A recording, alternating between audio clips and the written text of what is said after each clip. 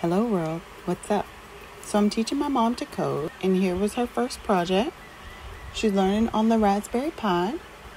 So she made an LED light up. She wrote her first 3 programs. That was the first one, to make the LED light up. The second was to make it blink.